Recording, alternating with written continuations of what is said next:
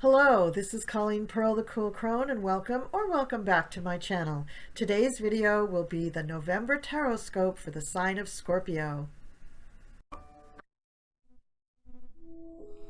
Hello Scorpio, and welcome to your November Tarot. I've already laid out the cards for you. This is week 1, week 2, week 3, week 4. I've picked an oracle card for you and an astrology card for you. In the middle of the cards, I've placed this pretty smoky quartz pillar, single terminated column to bring us peace and calm. I have rolled the tarot dice, and I have my stones here just to look good, but also as a little inspiration and good vibes for me. And I want to welcome back to my collection the green calcite, which kept me company up at the New York Ren Fair for a couple of months and is now returned to our table. Okay, let's get started with your reading. The beginning of the month starts out with the Princess of Pentacles. The symbol on her headdress is not actually Taurus, although it looks a lot like Taurus. It isn't. It's actually a triple moon goddess symbol, but I think the illustrator probably intended Taurus because Taurus is an earth sign. But up on the hillside here we have a little goat, a ram, indicating persistence and durability, basically. The Princess of Pentacles is a person who is not afraid of hard work. So in this reading, I'm going to tell you that you're not afraid of hard work. You understand that you're going to be working this month, as well as probably most months. You're going to be working hard. You may be managing people with this card coming up for you first in the reading. And your understanding of people's situations of their lives. So you're not a, a taskmaster. You understand that people work to the best of their ability. And so you're in sympathy with their lives. You're not a slave driver. Also, that you're going to make choices for your business that benefit the business monetarily, but that also take care of your employees. So that's a really important thing to note. But in the course of this week, you're going to come into some conflict. There's going to be some people perhaps challenging your authority, or perhaps you and other authorities are having a challenging conversation, or there is an issue that has to be resolved. Very often when this card comes up, people see it as a fight.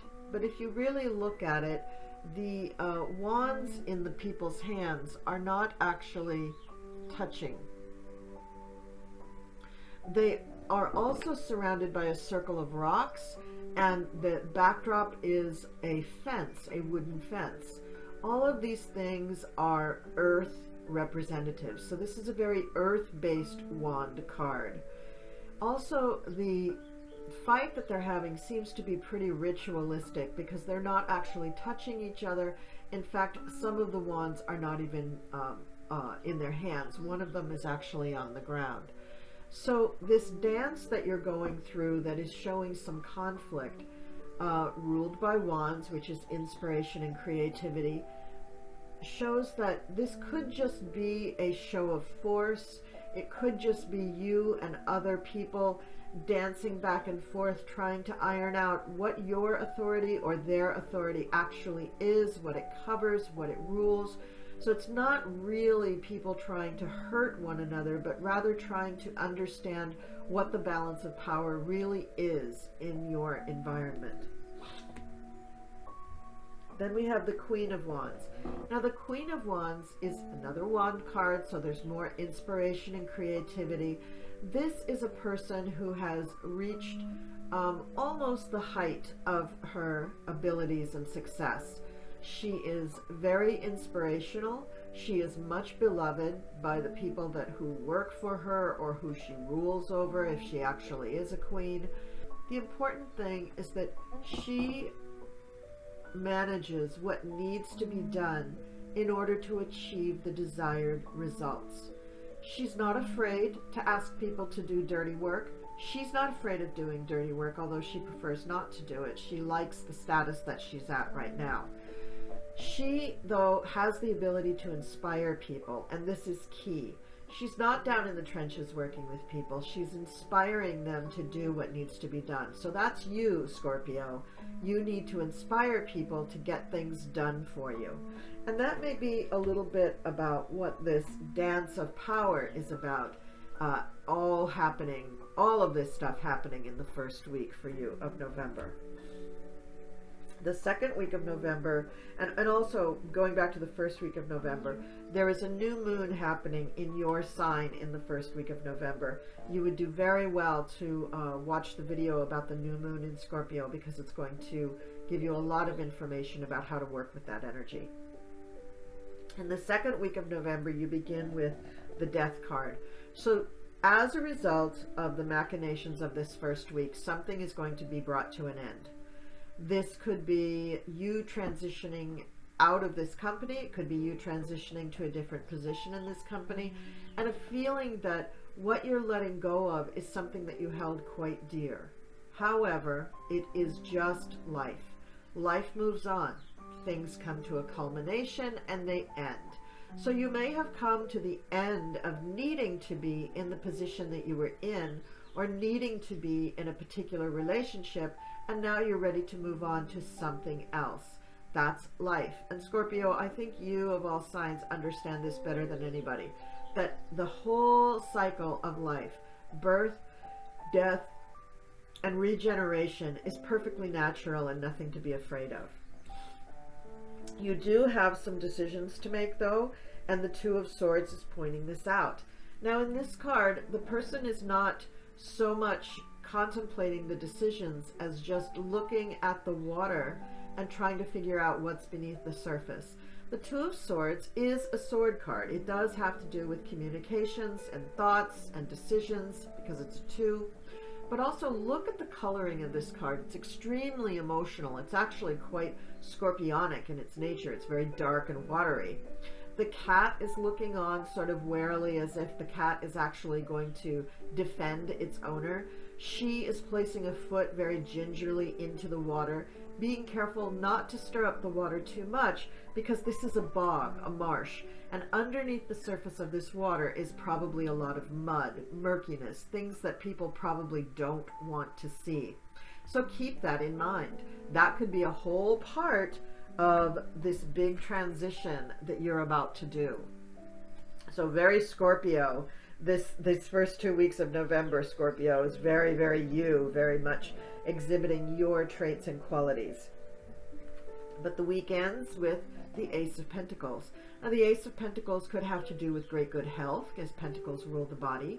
It could also have to do with a new monetary project, a new thing that's coming up. But I'm just not surprised that you have an ace at the end of the week that starts with death, because death ends, but it ends in order for something new to step in its place.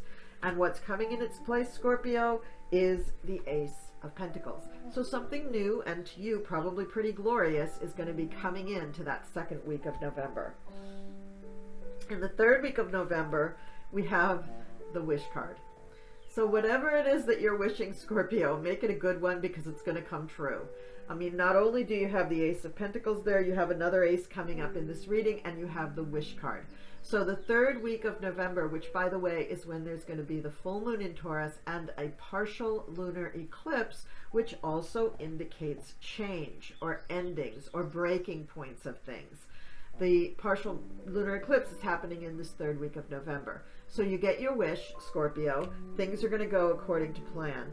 And so in light of all of this stuff going on, this power struggle that takes place in the first week of November seems to me a little superfluous. Whatever is going on with that is a minor arcana. So it's probably not the prelude to the death card, to the transition. But it might be. It might be. And afterwards, when you're looking back on it, all parties involved might look at it and go, well, that was silly. We really didn't need to do that. So see if that doesn't happen. Then after the Wish card in the third week, we have the Moon. Now this is really got the sign of Pisces in the moon, the two fish swimming about. Can you see that, or is it? No, it's too glarish. It's really hard to see. but there are two fish swimming about in that moon, and then we have the crayfish coming out up out of the water, reaching for the moon. The moon card is a really good card for you in this instance, Scorpio, because it's showing that you have hidden depths. And we all know that that's true about Scorpio, that there are things beneath the surface, Scorpio. Hello, this was the decision card from the previous week. There are things below the surface that you really need to protect and to nurture and to keep to yourself. Now, at some point, Scorpio, you may let some of your secrets and hidden depths be seen by other people. But at this red hot moment in the third week of November, I think you're keeping close counsel. I think you're keeping your cards very close to the vest. And I don't think that you're allowing other people really in on what is really going on. So you're the mastermind. You're the one that's really heading everything up. And that's all well and good. That you're good at that, is what I'm saying. You're shrewd, you're strategic, you're able to plan things, and you need to put all of your talents to work, especially in this third week of November. And make sure you're very, very certain about what you wish for, because you're going to get it in that third week of November. You also have another ace at the end of the third week, the Ace of Wands. Now, wands are inspiration, creativity, fire, drama, things that you want to get off the ground, a big grand opening of some kind. So something that you're starting, Scorpio, in the third week of November has high hopes of success. And in the reading itself, the two aces rather show up right next to each other, and adjacent the Queen of Wands and the Final Outcome card, which I'll get to in a minute. So your aces could be the same project, just different aspects of them. Maybe when it starts as the Ace of Pentacles, it's all behind closed doors, and then in the third week is when you really bring it out as a grand opening to the public. Or it could be two separate projects that are going on simultaneously, and that's one of the things that you're keeping secret. So either way that it goes, Scorpio, you have a lot of irons in the fire, and you have a lot of stuff going on, and it's really going to test all your Scorpio shrewdness and strategy and abilities. So be aware of that. Now, in the fourth week of November, you get the Justice card. Now, this is nothing to be afraid of, Scorpio, as long as you're on the up and up. And most Scorpios that I know have an intense amount of integrity and would never dream of breaking their own rules. Rules that sometimes other people are not even aware of. So whereas other people have guardrails of integrity that they adhere to, they usually talk about it because other people need to have the reassurance that their comrades share those kinds of guardrails and modes of integrity. You don't, Scorpio. You keep unto yourself. You keep your own counsel. Nobody really knows, unless it's like your spouse, what your guardrails are in terms of your integrity. So as the Justice card looms ahead, you may find that this actually puts attention on you for being so upstanding. And most people would look at Scorpio and say, oh no, he's probably got a million dirty secrets in his closet. Not so, not true for every Scorpio. Many Scorpios, maybe they have one or two way in the past, but really they're upstanding and ramrod straight when it comes to their integrity. It's just that they march to their own drummer. They're a fixed sign. You have your own internal integrity clock, and you never let it get past midnight. Then we have the Eight of Swords. Now this is a part of the month like having the Two of Swords and the Five of Wands. And by the way, this is all in the same row with the moon. So these are things that maybe you don't really want to get out to the public eye. You want to kind of keep these things private in some way. But there's a little doubt here. There is a struggle probably within yourself that you're just not quite sure how to handle. It's something that really bumps up against those guardrails of integrity that you adhere to, and you're not quite sure how to go. Now, this could be another conflict with people, maybe within your family or your spouse or your business partner, that it's hard for you to rectify because neither one of you is going to give. Neither one of you is going to back down. This Eight of Swords in this deck is a little different than most Rider-Waite decks in that it is two people in the Pen of Swords. and you can't tell what kind of ground they're standing on. It could be melting ice. It could be they're standing in a puddle.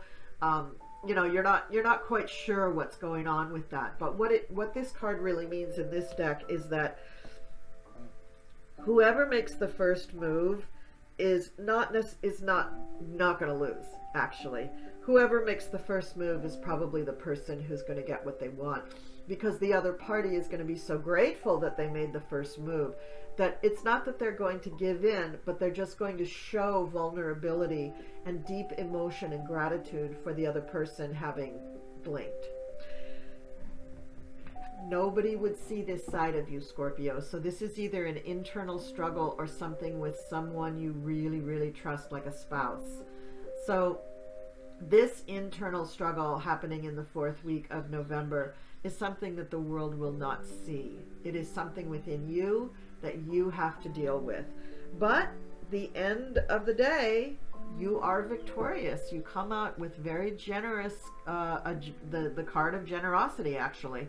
You come out reaching a peak in your development, in your project, in your career, in your relationship, in something. You have hit the peak, and this has made you feel extremely generous. Now, your generosity is not necessarily expressed with money. It could be with time, with love, with attention, with all sorts of things. But for some reason, the ending card for you for the month of November, Scorpio, is that you are giving to the world around you, your work family, your real family, your spouse, your partner. You're feeling generous and you're giving things to them. Very beautiful ending to this month, which has a lot of interesting dynamics going on with it. But in general, Scorpio, you really are winning. And that's really, really important. Now, the oracle card that I picked for you, Scorpio, is El Moria. And I hope I'm pronouncing that correctly. It's awakening presence. The universe is with you. Wear a cloak of protection and love. I'm just going to read the extended message from the guidebook for this deck, because I don't want, this is so important, and I just don't want to miss anything by kind of reinterpreting the card myself. It says, spiritual protection is important at this time. Ensure that you are cleansing your energy before putting on protection. El Moria is here with a legion of angels to help you understand where you are at now. Fire up your divine connection and detach from dramas, people, places, and emotions that no longer serve you. Think of the death card here. Remember that within you there is a mighty soul light. Allow that light to shine through your entire being. So you're sharing yourself by shining your light to everybody. Then call on El Moria and his angels to surround you in a light that will keep you safe on all levels. Also know that facing fears and seeing the truth will strengthen your connection to the universal life force. It was just so complete, that message. I just didn't want to mess it up at all. All right, and then the astrology card that I pulled for you is Aquarius, I Know. Now, Aquarius is also a fixed sign, Scorpio, and pulling the Aquarius card for you in this month, I think, is really important for you, because you need to stay strong. You are being tested in a lot of ways. You're being challenged authoritatively. You're having something end, probably not as a result of this challenge, but possibly as a result of this challenge.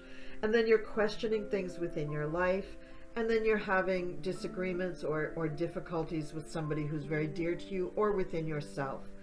The justice is coming for you this month, but you end on a note of generosity. So you are being tested this month.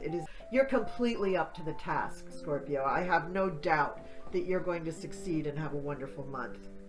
Now, don't forget, there's a new moon in Scorpio the first month. The full moon in Taurus in the third month is the eclipse. That's a partial lunar eclipse. And all through this, you're going to want to know yourself. You're going to want to be true to yourself and cleave to your integrity and the guardrails of your integrity. That's really important, Scorpio. And the dice that I got for you is 10, Pluto, and Pisces. So I'm going to hold up Pluto and Pisces together because this is compassionate transformation. Scorpio, you're always about transformation, and you probably transformed yourself in your own life several times. Big transformations, not just small ones. And to be compassionate in that transformation is what you need now. Be compassionate with yourself. As the oracle card stated, you have to cleanse your aura, cleanse yourself before you put on protection. Because if you've got bad juju, bad energies hiding beneath that cloak of protection, they can also harm you. You are a sensitive sign. Even though you're a powerful sign, you are a sensitive sign. And the other astro dice is 10 for the 10th house. So I think a lot of this activity that's happening for you is in the workplace or career. So be aware of that. All right, Scorpio, very interesting reading for you. Thank you so much for watching the video. Please leave me some comments down below. Don't forget to like, share, and subscribe, and I will see you next time.